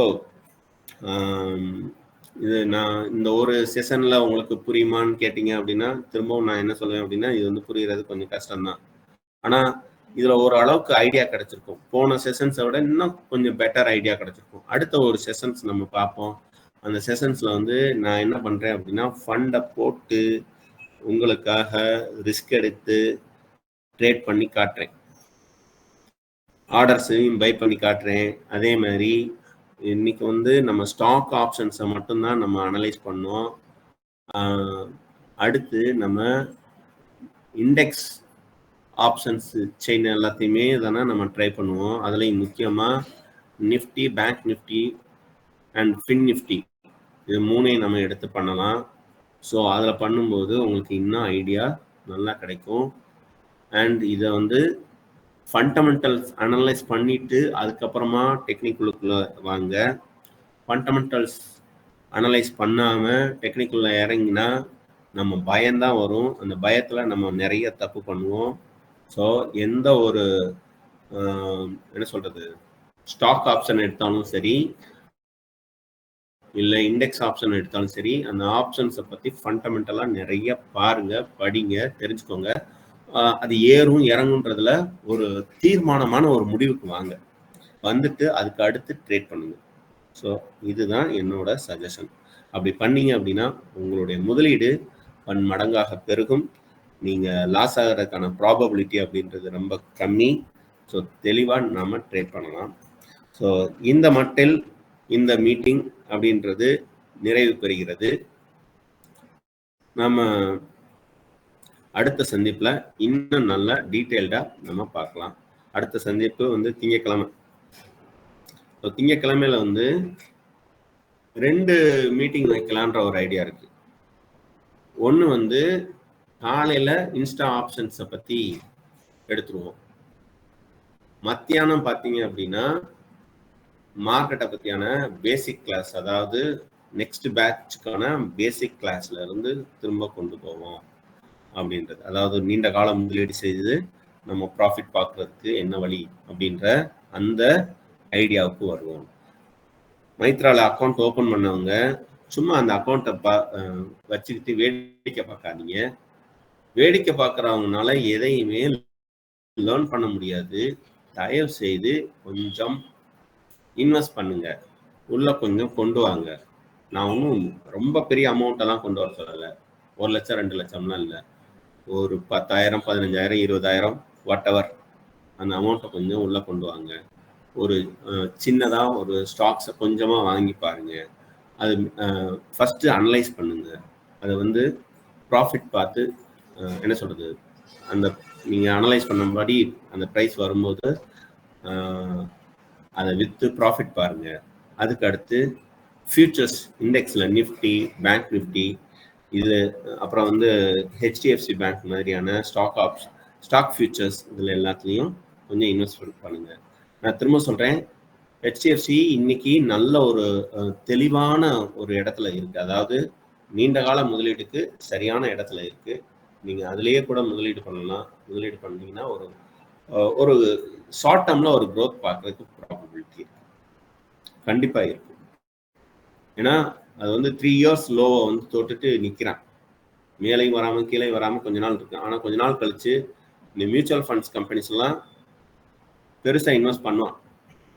பண்ண பண்ண பண்ண பண்ண டக்கு டக்கு டக்குன்னு மேலே ஏறும். ஸோ மார்ச் மாதம் ஃபியூச்சர்ஸ் கான்ட்ராக்டை எடுத்து நீங்கள் அதில் முதலீடு பண்ணுறதா இருந்தால் தாராளமாக முதலீடு பண்ணலாம். ஆப்ஷன்ஸில் வந்து ஹெச்டிஎஃப்சியோட கால் ஆப்ஷன்ஸில் நீங்கள் கொஞ்சம் தள்ளி போடலாம். அதாவது இப்போ வந்து 1430 ஓடுது அப்படின்னா 1600 1650 அந்த மாதிரி தள்ளி போடலாம். உங்களுக்கு கையையும் கடிக்காது. அதே சமயத்தில் ப்ராஃபிட் வந்துச்சுனாலும் பெரிய அளவில் ப்ராஃபிட் வரும், செம்மையான ப்ராஃபிட் வரும். ஸோ முயற்சி செய்து பார்க்கவும். முயற்சி செய்தால் மட்டுமே நமக்கு கற்றுக்கொள்ள முடியும். அதனால மைத்ரால அக்கௌண்ட் ஓப்பன் பண்ணிட்டு ட்ரேட் பண்ணுங்க. நிறைய விஷயங்கள் நம்ம அடுத்தடுத்த விஷயங்கள்ல வந்து கற்றுக்க போகிறோம். ஸோ திங்கட்கிழமை 2 மீட்டிங், ஒன்று காலையில் இருக்கு, அது வந்து இன்ஸ்டா ஆப்ஷன்ஸ்க்காக. மத்தியானம் ஒரு மீட்டிங், அது வந்து பியூரா நம்மளுடைய நெக்ஸ்ட் பேட்சுக்கான ஒரு ஆரம்ப புள்ளியா இருக்கும். ஓகேங்களா? ஸோ நன்றி நண்பர்களே, நம்ம அடுத்த மீட்டிங்ல சந்திக்கலாம். உங்களுக்கு இந்த கிளாஸ் வந்து பயனுள்ள வகையில இருந்திருக்கும் அப்படின்னு நான் நம்புறேன். தொடர்ச்சியா நம்மளுடைய இந்த மாதிரியான இணையவழி சந்திப்புல வந்து பங்கெடுத்துக்கோங்க. உங்களுடைய நண்பர்கள், உங்களுடைய உறவினர்கள் இவங்களையும் கூட்டி வாருங்க. இது ஒரு நல்ல ஒரு ஐடியாவை கொடுத்து தான் மார்க்கெட்டுக்குள்ள நாம கொண்டு போறோம். அப்படின்றதுனால நிச்சயமா உங்களுக்கு நட்டம் ஏற்படுவதற்கான வாய்ப்புகள் அப்படின்றது குறைவு. எங்கெல்லாம் ரிஸ்க் இருக்கும் அப்படின்னு சொல்லி தான் நம்ம கூட்டிட்டு போறோம். அதனால தைரியமா வாங்க. அதே மாதிரி மைத்ரால அக்கௌண்ட் ஓப்பன் பண்ணீங்கன்னா நாங்க என்ன பண்ணுவோம் அப்படின்னா, உங்க ஒவ்வொருத்தவருக்கும் மெசேஜஸ் தனியா வரும். அதாவது 1-to-1 கம்யூனிகேஷன்ஸ்ல என்ன ஷேர்ஸ் வாங்கலாம் அப்படின்ற அந்த பரிந்துரைகள் உங்களுக்கு வரும். அதை நீங்க பார்த்துட்டு அதை அனலைஸ் பண்ணிட்டு அப்புறமா அந்த பரிந்துரைய படி நீங்க முதலீடு செய்யலாம். ஸோ நிறைய விஷயங்கள் இருக்கு. ஸோ கலந்து கொள்ளுங்கள். கலந்து கொண்ட அனைவருக்கும் அன்பு வணக்கங்கள், நன்றிகள். Sir hello, Karthik sir. Karthik sir. சொல்லுங்க சார். மோகன் ராம், என் நேம் மோகன் ராம். நான் கோயம்புத்தூர்ல இருந்து கால் பண்றேன் சார். சொல்லுங்க சார். சார் நாங்க இப்பதான் வந்து பிகினர், நாங்க இப்பதான் வந்து லேர்ன் பண்ணிட்டு இருக்கோம். ஓகேங்க. ஸோ இப்போ வந்து நம்ம இப்போ மைத்ரால அக்கௌண்ட் ஓப்பன் பண்றதா சார். இப்போ நாங்க பிகினர்ஸ்க்கு வந்து எங்களுக்கு வந்து கிளாஸ் எப்போ இருந்து ஸ்டார்ட் பண்ணுவீங்க? ஸோ நாங்க அதை பத்தி இன்னும் டீட்டெயில் நாங்க வந்து எல்லாமே கத்துக்கணும்னு வந்து. கண்டிப்பா, அதுதான் நம்ம வந்து திங்கட்கிழமை காலையில தான் இன்ஸ்டா ஆப்ஷன்ஸ். மத்தியானம் பாத்தீங்க அப்படின்னு வச்சுக்கோங்களேன், சரி, பிகினர்ஸ்க்கான கிளாஸ் தான். ஓகேங்க சார். Timing sir? ஒரு 3 o'clock இருக்கும். ஓகேங்க சார். ஓகே. இப்ப நம்ம மைத்ரால வந்து அக்கவுண்ட் ஓப்பனிங்க்கு வந்து எவ்வளோங்க சார்? இப்ப டிமேட் அக்கவுண்ட்க்கு வந்து ஃப்ரீ தான். அது நம்ம டிமேட் அக்கவுண்ட் ஓபன் பண்றதுக்கு நமக்கு அடிப்படையா 3 விஷயங்கள் தான். நம்மளுடைய பேனு, ஆதார், அப்புறம் வந்து பேங்க் ஸ்டேட்மெண்ட் இல்லைன்னா செக் லீஃப் வேணும். ஓகேங்க. ஸோ இதுதான் அடிப்படையான டாக்குமெண்ட்ஸ். இதை வச்சு இங்க ஒரு நம்ம டீம்ல வந்து ஒரு லிங்க் ஒன்று அனுப்ப சொல்றேன். சரிங்க. நீங்களே கூட அந்த மைத்ரா வெல்த்தை போய் பார்த்தீங்க அப்படின்னா சரிங்க. ஒரு லிங்க் ஒன்று ஜென்ரேட் ஆகும். ஓகே. என்ன சொல்றது, லாகின் பண்றதுக்கு இப்போ ஃப்ரீ டிமேட்னு சொல்லிட்டு ஒரு பட்டன் இருக்கும். அதை கிளிக் பண்ணீங்கன்னா சரிங்க. இந்த இருங்க நான் உங்களுக்கு ஷேர் பண்ணியே காட்டுறேன். சரிங்க சார். ஒரே ஒரு நிமிஷம்.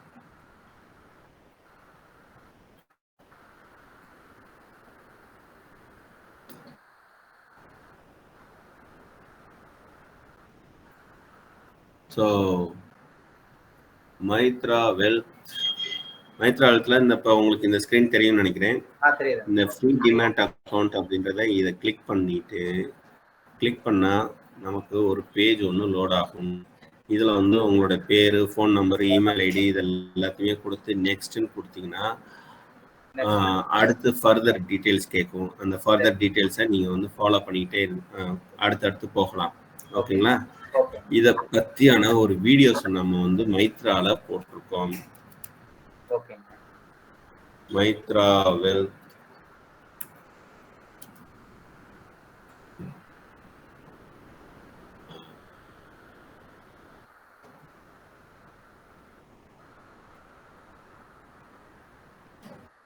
மைத்ரா வெல்த்னா மைத்ரி வெல்த் வருது.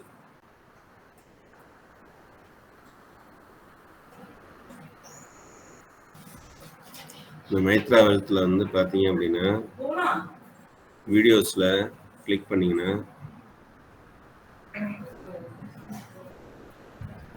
ஒரு வீடியோஸ் நம்ம போட்டிருந்தோம். அதாவது ட்ரேடிங் அந்த இருக்கு 10 நிமிடத்திற்குள் டிமேட் அக்கவுண்ட் ஓபன் செய்வது எப்படி அப்படின்னு சொல்லிட்டு இருக்கா. ஸோ இந்த வீடியோஸை பார்த்தீங்க அப்படின்னா உங்களுக்கு வந்து கிளியர் ஐடியா கிடைக்கும். ஓகேங்க சார், நான் வாட்ச் பண்றேங்க. இது வந்து டீட்டெயிலாக கொண்டு போவாங்க. இதுக்கு அடுத்து என்னென்ன ஸ்டெப்பு, இதுக்கு அடுத்து என்ன ஸ்டெப்பு அப்படின்னு சொல்லிட்டு கொண்டு போவாங்க. நாங்க சொன்ன அந்த டாக்குமெண்ட்ஸை மட்டும் ரெடி பண்ணி வச்சுக்கோங்க. அதை ரெடி பண்ணி வச்சுட்டாலே இதெல்லாம் கிட்டத்தட்ட உங்களுக்கு எல்லாமே ரெடி ஆகிடும். அண்டு உங்களுடைய ஃபோட்டோஸையும் வச்சுக்கோங்க. அவ்வளோதான், வேற ஒன்றும் இல்லை. ஓகேங்க சார். சார் இப்போ நம்ம இண்டிவிஜுவலா உங்களுக்கு நான் வந்து கால் பண்ணி பேச முடியுமா? ஓஎஸ் கால் பண்ணுங்களேன் நம்ம டீமுக்கு. ஓகேங்க சார். நம்பர் இப்போ ஆல்ரெடி நாங்கள் ஒரு நீங்க இப்போ வாட்ஸ்அப் பண்ணிட்டு இருக்கீங்க, சேம் அதே நம்பர் தாங்க? அதே நம்பருக்கே கால் பண்ணுங்க. சரிங்க சார், சரிங்க சார். ஏன்னா ஆல்ரெடி இப்போ நாங்கள் பண்ணிட்டு இருக்கோம் மீன்ஸ் இப்போ ஒரு 1 மந்த்தா நாங்களா வாட்ச் பண்ணி செல்ஃப் லேர்னிங் தான் சார் பண்ணிட்டு இப்போ இன்ட்ராடே மாதிரி வந்து பண்ணிட்டு இருக்கோம். ஆக்சுவலா எப்படின்னா ஈக்விட்டி வாங்கி அதை டெய்லி வந்து நாங்கள் செல் பண்ணிட்டு வந்து இருக்கோம். ஒன்றும் பெரிய லாபம் வந்து இல்லைனாலும் வந்து எங்களுக்கு ஒரு நாளைக்கு ஒரு 500 ரூபாய் அந்த ரேஞ்சில் தான் வந்து இதாகுது. ஏன்னா நமக்கு பை அண்ட் செல்க்கு நமக்கு அவன் எடுக்கிற அந்த சார்ஜஸே 500-600 ரூபா போயிருது. ஓகே. ஸோ இப்போ இதை இன்னும் அடுத்த லெவலுக்கு வந்து நான் மூவ் ஆகிறதுக்கு இன்னும் லேர்ன் பண்ணனா தான் வந்து பண்ண முடியுங்க. ஸோ அதை நான் இண்டிவிஜுவலாக பேசுகிறேன். என்னோட டவுட்ஸ் எல்லாம் நான் சொல்கிறேன் சார். நான் இப்போ ஓஎஸ் நீங்கள் கேளுங்க, நாங்கள் உங்களுக்கு ரெஸ்பான்ஸ் பண்ணுவோம். கண்டிப்பாக உங்களுடைய டவுட்ஸ் எல்லாத்தையுமே கிளியர் பண்ணுவோம். எங்களை பொறுத்த வரைக்கும் நீங்கள் டவுட்ஸ் கேட்க எங்களுக்குமே அதில் என்ன சொல்கிறது சொல்லிக் கொடுக்க ரொம்ப இன்ட்ரெஸ்ட் இருக்குது. ஸோ எங்கள் டீம்கிட்ட நாங்கள் அப்படி தான் சொல்லி வச்சுருக்கோம். எல்லாருமே ட்ரெயின் பண்ணியிருக்கோம். கஸ்டமர்கிட்ட பேச தான் அவங்களுக்கு நம்ம மேலே ஒரு நம்பிக்கை வரும். அக்கௌண்ட்ஸ் ஓப்பன் பண்ணுவாங்க. அந்த அக்கௌண்ட்ஸை நம்ம கைட் பண்ணும்போது தான் இந்த ட்ரேடிங் பிளாட்ஃபார்ம்ல லாங் ரன்னுக்கு வருவாங்க. கஸ்டமர்ஸும் ஜெயிக்கணும், நம்மளும் ஜெயிக்கணும். இதுதான் நாங்கள் எங்கள் டீம்கிட்ட சொல்லி வச்சுருக்கோம். ஸோ கண்டிப்பாக நீங்கள் கால் பண்ணுங்க, உங்களுடைய டவுட் எல்லாமே கேளுங்க. கண்டிப்பாக நம்ம டீம் வந்து உங்களுக்கு சப்போர்ட் பண்ணுவாங்க. ஓகேங்க சார், ஓகேங்க சார். கண்டிப்பாக கால் பண்ணுங்க. Thank you sir. தேங்க்யூங்க. ஸோ நண்பர்களே, நாம திங்கக்கிழமை நம்ம பார்ப்போம். இன்னைக்கு நம்ம பேசின விஷயத்த எல்லாத்தையும் கொஞ்சம் கோத்ரூ பண்ணி பாருங்க. நன்றி அனைவரும்.